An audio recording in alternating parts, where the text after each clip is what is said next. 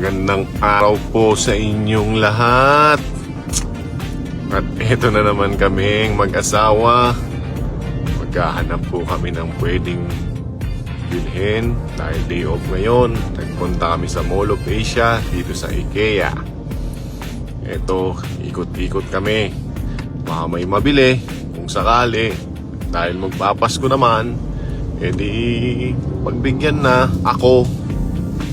Eto, nagtingin ako dito sa coffee shop kasi balak kong magtayo ng kapehan para malibre ko naman kayong mga followers ko, para makatim kayo ng masarap na kape.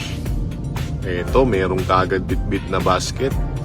May mga laman, di ko alam ano yan. Eto, may nabili ako. Medyo mabigat-bigat to. Hulahan nyo kung ano to. Di ko na nga mabuhat eh. Yun no. Tapos, yung bit-bit niya tsaka bit-bit ko, malayo pero mas mahal siguro yung bit-bit niya sa bit-bit ko. Yung sa akin mabigat, yung sa kanya magaan. At ito ang aming power meal ngayong araw. First meal of the day.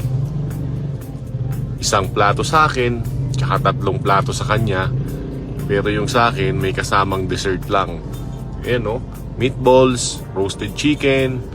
Tapos di ko na alam tawag dun sa iba. At eto na, chinek ko na yung babayaran namin. Napangiti na lang ako. Dahil 3 resibo kagad yung hawak namin. Di ko alam kung anong mararamdaman ko pero masaya. At eto may pahabol pa. Hindi ko expect na may gantong pahabol